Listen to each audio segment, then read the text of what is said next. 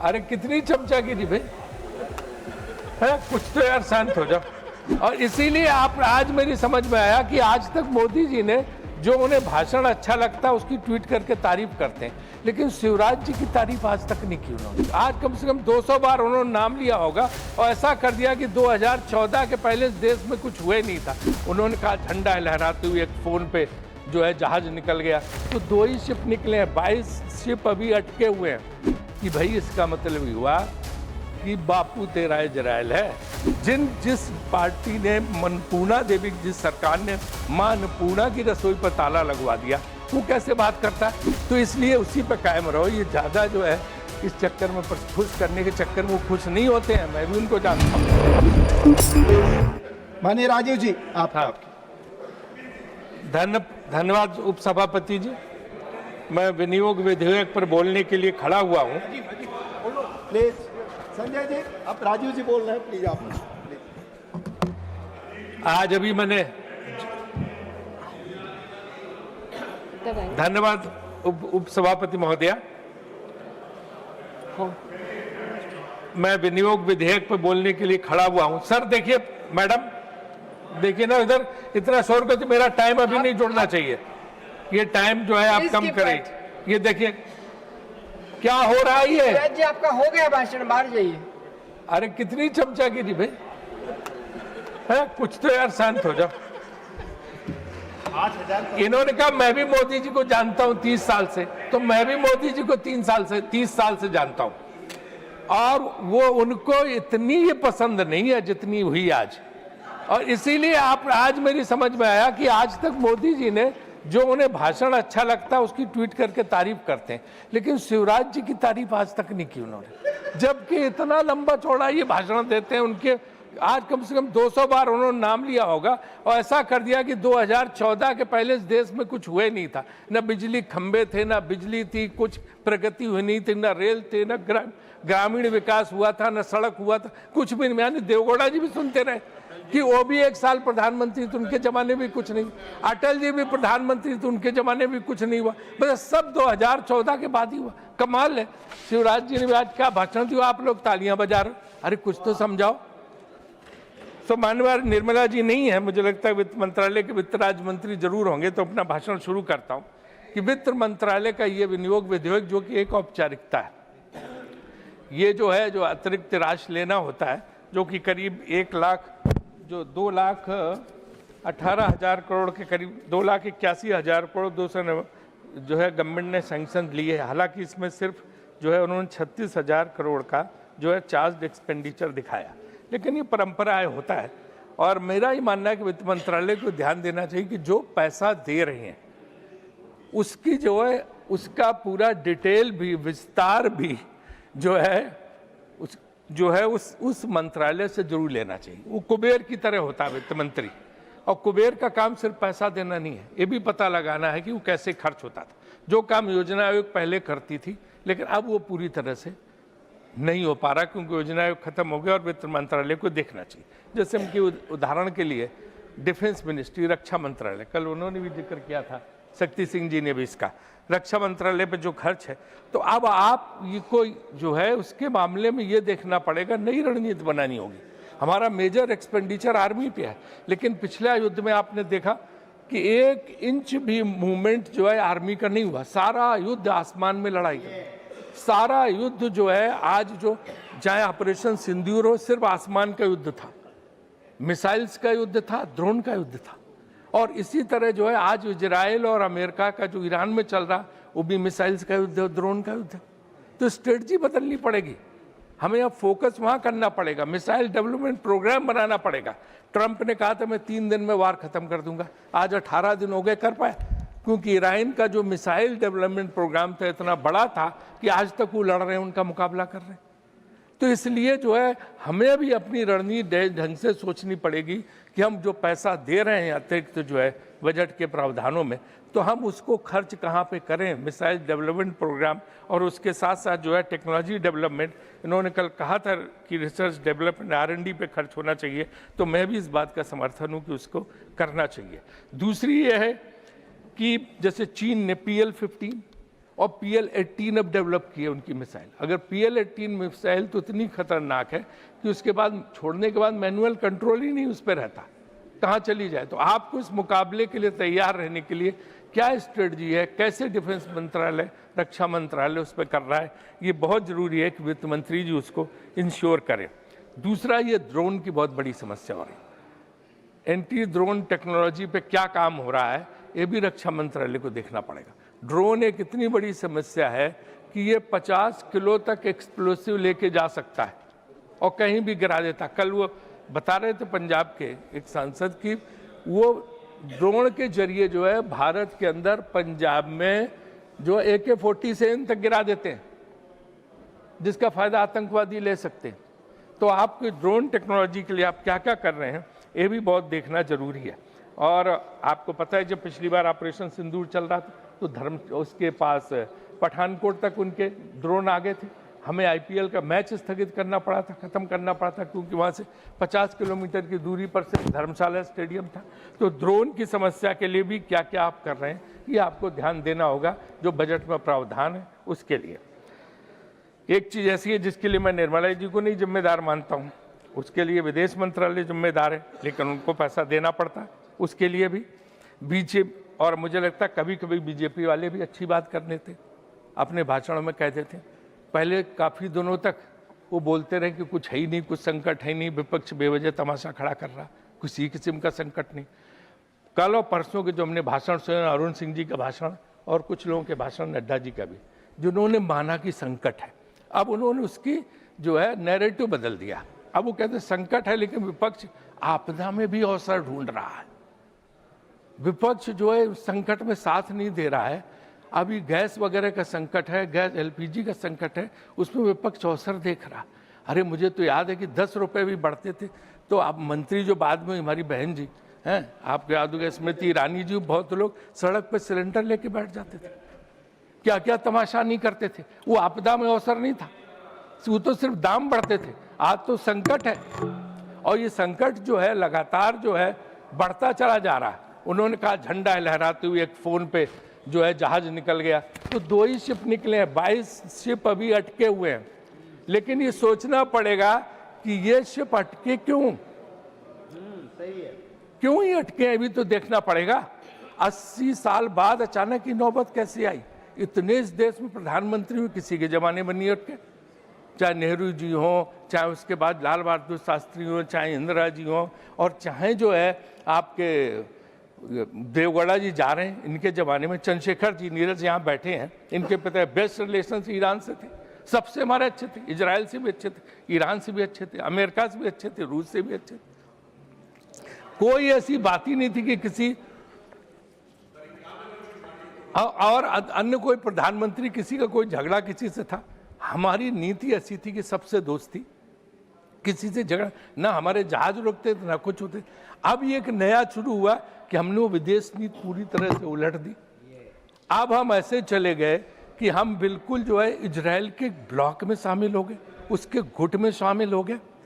और जो है वो सबीर भाटिया, जिसका हॉटमेल होता है तो बहुत बड़ा IT का है अमेरिका को, उसने एक लाइन लिखी ट्वीट में अपने कि I am still not able to understand what does it mean that India is a motherland and Israel is a fatherland. इसका मतलब क्या है, वो अमेरिका में बैठे भारतीयों को नहीं समझ में आ रहा। और वो विजेंद्र सिंह, आपके लोकसभा बीजेपी में लोकसभा सदस्य विजेंद्र सिंह जी, अब नहीं है बीजेपी में, उनका हरियाणा में भाषण हुआ अभी, वो भाषण आपने सुना, वो सब सोशल मीडिया पर बहुत वायरल है। उन्होंने गांव के लोगों की सभा थी बहुत बड़ी, उसमें कहा कि भाई इसका मतलब हुआ कि बापू तेरा इजराइल है, मदरलैंड मातृशक्ति तो हमें, और बापू इजराइल। ये यहूदी हमारे कब से पूर्वज हो गए? हम बस 2 कुटुंबकम के व्यक्ति थे, हम सबके पूर्वज पुरखे थे। भारतीय ऋषि, भारतीय संत, महात्मा वो पूर्वज थे। यहूदी हमारे कब से पूर्वज हो गए और बाप हो गए? इसका अर्थ क्या? ये भाजपा को स्पष्ट करना चाहिए कि कब से यहूदियों को उन्होंने पूर्वज मान लिया। हम पूर्वज थे, भारत के लोग पूर्वज थे, हमारे राम कृष्ण, हमारे ऋषि मुनि वो हम थे जिनका गौरव हमें है। बाकी सब कौन थे पूर्वज हमारे? तो ये एक बहुत बड़ी बात है कि हमारी विदेश नीति में हमने जो कुछ भी किया वो इस तरह का किया कि समझ में नहीं आ रहा कि इसका अर्थ क्या है। और यहाँ पे आपने देखा होगा कि क्या कि हम दुश्मनी कभी किसी से लेते नहीं थे, हम दूसरों की लड़ाई में अपना सर क्यों डाल रहे हैं? हम तो उसी नीति पे रहे, नॉन अलाइंड नीति, निर्गुण नीति। ये क्या जरूरत पड़ गई कि हमें जाके अपने आप को समर्पित करना पड़ा? हम उस ब्लॉक में शामिल हो रहे हैं और एक एक जहाज को निकलवाने के लिए फोन करना पड़ रहा। ऐसी स्थिति तो भारत सरकार की कभी नहीं हुई थी। तो क्यों ये कर रहे हैं? ये हमारा आपसे अनुरोध है कि इसको जो है हम जो इस चीज पे जो है गवर्नमेंट को अपनी बदलना चाहिए। आज यहाँ पे बैठे सुधांशु जी सारे लोग हैं, आपको पता क्या असर हो रहा है? आप कहते हैं सब ठीक, एवरीथिंग इज हंकी डोरी। व्हाट इज हंकी डोरी? बनारस काशी विश्वनाथ का मंदिर, और वहाँ सबसे बड़ी महत्ता बाबा विश्वनाथ के बाद है माँ अन्नपूर्णा देवी की, क्योंकि अन्नपूर्णा देवी का जो पूजन होता है कि उनका भंडार कभी खाली नहीं होता, उनका भोजन का भंडार कभी अन्नपूर्णा देवी खाली नहीं होता काशी में। अन्नपूर्णा देवी की रसोई पे कल ताला लगाना पड़ा क्योंकि गैस ही नहीं बची है। जिस पार्टी ने अन्नपूर्णा देवी, जिस सरकार ने मां अन्नपूर्णा की रसोई पर ताला लगवा दिया, वो कैसे बात करता है कि सब कुछ सही है? और इसके पहले सीता रसोई अयोध्या में पहले बंद हो चुकी है। डीएम से तो आप स्टेटमेंट दिलाते, अब मेरा टाइम मत लीजिए। डीएम का स्टेटमेंट तो डीएम तो वही कहेगा जो सरकार कहेगी, लेकिन इसके जो है मां अन्नपूर्णा को इसमें जो मुख्य पुजारी उनका बयान आया, मैं आपको वीडियो यहाँ सबमिट कर दूंगा कि कैसे वहां पे वो बंद हो गया। तो ये देखना चाहिए। नड्डा जी अभी यहाँ पे नहीं है। तीसरा जो पैसा है वो रिलीज किया गया 10,000 करोड़ के करीब स्वास्थ्य मंत्रालय का। 10,000 करोड़ में स्वास्थ्य मंत्रालय क्या करेगा? जो 4% से भी नीचे है इस देश में जो लोगों की स्थिति है। इतना लंबा चौड़ा भाषण शिवराज जी ने अटल बिहारी वाजपेयी स्टाइल में दिया, हाथ हिला के, नृत्य करके, घूम घूम के सब तरफ, लेकिन क्या जो है आप उसका हल निकाल पा रहे हैं? आयुष्मान भारत के बारे में बोल रहे थे, आयुष्मान भारत का क्या हाल है? पहले दिन ही गरीब से पूछते हैं आयुष्मान भारत कार्ड है? प्राइवेट हॉस्पिटल में जैसे ही जाता है वो कहता कि जैसे उनको पता चला है बस 2 दिन में 5 लाख का बिल उसी से निकाल के काट दिया। जबरन ऑपरेशन, कुछ इतना परेशान है। और बाकी फर्जी कार्ड जो है ले के नाम चढ़ा के आयुष्मान भारत के नाम पे इतनी बड़ी चोरी डकैती स्कैंडल हो रहा जो हमारे भाजपा के सांसद भी जानते, क्योंकि नीचे जो है देखो, वो तो मैं मानती हूँ आपको कि अभी शिवराज जी ने बोले कि 2014 को पहले तो कुछ था ही नहीं, ना अस्पताल थे, न बिजली थी, न कुछ था। उनका 14 के बाद बिजली आई। माननीय मोदी जी ने, उसके पहले तो कुछ था ही नहीं देश में। देखो सिर्फ सड़क, जंगल, नदियां थी। फिर जब 14 में मोदी जी आए तब आपका कभी घर बना होगा, आपके लोगों के बच्चों को नौकरियां मिली होंगी, इसके पहले तो कुछ था ही नहीं। तो इसलिए उस पर मत जाओ कि पहले क्या होता था। सब प्रधानमंत्रियों ने काम किया, ऐसी भावना रखो। और मोदी जी ने स्वयं अपने भाषण में कहा था कि मैं हर प्रधानमंत्री के योगदान की सराहना करता हूं। तो इसलिए उसी पर कायम रहो। ये ज्यादा जो है इस चक्कर में, खुश करने के चक्कर में वो खुश नहीं होते हैं, मैं भी उनको जानता हूं। तो इसलिए जो है आप लोग उसमें बीच में टोका टाकी मत करें। हम तो आयुष्मान भारत का इनको देखना पड़ेगा। हम मानते हैं कि योजना अच्छी है, सब जगह पैसा जाना चाहिए, लेकिन उसका भयानक दुरुपयोग हो रहा, वो एक स्कैंडल में तब्दील हो चुका है। और लोग पूछते रहे, और ये जितने प्राइवेट हॉस्पिटल्स हैं उनका जबरदस्त जो है शोषण कर रहे हैं लोगों का। तीसरी, पब्लिक हेल्थ पे क्या खर्च है? आप देखिए पोल्यूशन रिलेटेड बीमारियां, आज प्रदूषण का इतना बड़ा संकट है, दिल्ली को छोड़ दिए हर जगह, और उसके नाम पे कुछ भी नहीं है। जो इन्होंने सैंक्शन किया था पैसा, मैं बताता हूँ, इसमें दिया 1300 करोड़, उसको घटा के उन्होंने 858 करोड़ कर दिया। और सिर्फ जो है 6 करोड़ 20 लाख 16 करोड़ 20 लाख जब यूटिलाइजेशन की बात आई तो सिर्फ 14% जो है यूटिलाइज हुआ है। और राजधानी दिल्ली में जो उन्होंने एनसीएपी का फंड दिया था उसका भी बहुत कम जो है खर्च हुआ, जहां सबसे बड़ा संकट है।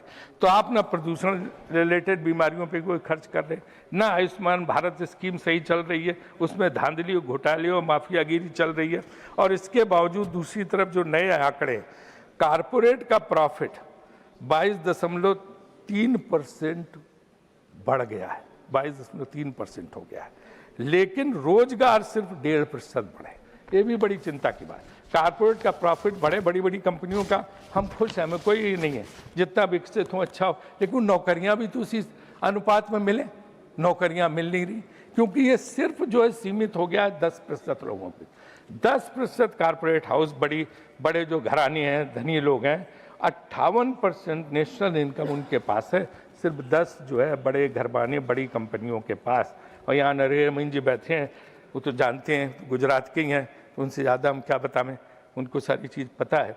और जहाँ तक वेल्थ की बात है, सो 10% के पास 65% जो है संपत्ति है, बाकी में पूरे 6.4% में बाकी व्यापारी और उद्योगपति है। ये भी बहुत चिंताजनक आंकड़ा है, जिस पर वित्त मंत्री जी को अपना ध्यान आकृष्ट करना होगा। इसके बाद एक चीज़ मैंने उस दिन भी उठाई 0R में, आज भी मैं उसको कहना चाहता हूँ कि फसल बीमा योजना ये किसानों के लिए, ये भी एक बहुत बड़ा स्कैंडल बन गया। आप अच्छी नीयत से आपसे पैसा देते हैं, सरकार उसमें योगदान देती है, यहाँ से पैसा दिया 2% 3% के करीब किसान को देना पड़ता, जो उसके खाते से भी लोग काट लेते हैं, जो प्राइवेट इंश्योरेंस कंपनी वाले हैं, लेकिन उसको पैसा नहीं मिलता। कहीं किसानों को उसमें फसल बीमा के मुआवजे के रूप में 10 रुपये, एक में 1 रुपये, एक में 30 रुपये, एक में 100 रुपये आए, और जबकि उससे योगदान ले लिया और सरकार से भी योगदान ले लिया। ये मैं कोई सरकार की आलोचना नहीं कर रहा हूँ, सिर्फ मार्केटिंग, सिर्फ जो है मॉनिटरिंग की जरूरत है कि जो प्राइवेट कंपनियां, किसान कितना भी कहता रहे, उनके ऊपर जो है इसका फर्क नहीं पड़ता। 4 लाख हेक्टेयर, 9.47 मिलियन हेक्टेयर खेती में फसल का नुकसान हुआ है, और पीएम किसान योजना भी 63,000 करोड़ पे अटकी है, और किसान को वही 6,000 रुपये मिल पा रहे हैं जो किसान योजना के तहत मिलता है। लेकिन जो फसल बीमा योजना में, उसमें जो है ये देखना पड़ेगा कि जो ये कंपनियां, बीमा कंपनियां, वो कितना जो है उनको किसानों को दे रही हैं। उनकी किस्त तो ले लेती हैं, सरकार से भी पैसा ले लेती, लेकिन किसानों को नहीं मिलता। तो इसलिए इस तरफ भी हमें ध्यान देना होगा कि कैसे हम जो है किसानों को फसल बीमा योजना को सुधार को उस पर करें। तीसरा है कि रुपया बहुत गिर रहा। पहले था कि रुपए को हमने देश की इज्जत से जोड़ दिया था, वो हमने नहीं जोड़ा था। आप ही लोगों ने कहा था मनमोहन सिंह का मजाक बनाने के लिए कि जितनी उनकी उम्र हो गई वहाँ पे रुपया पहुँच गया। जब 40 रुपए का $1 था तब भी उनका मजाक बनाया गया कि देश का अपमान हो रहा। आज तो 93 रुपए पर पहुँच गया। तो किसकी उम्र से हम जोड़ें इसको, और किस देश की इज्जत से जोड़ें इसको कि 93 रुपए पर पहुँच गया। तो ये जो है हमेशा आलोचना करने के पहले सोचना चाहिए कि हम भी इसको कभी जो है देख सकते हैं, कभी हमारे ऊपर भी आफत आ सकती है। अभी शिवराज जी कह रहे थे कि आपने मनरेगा पे इतना खर्च किया, हम इतना खर्च कर रहे हैं।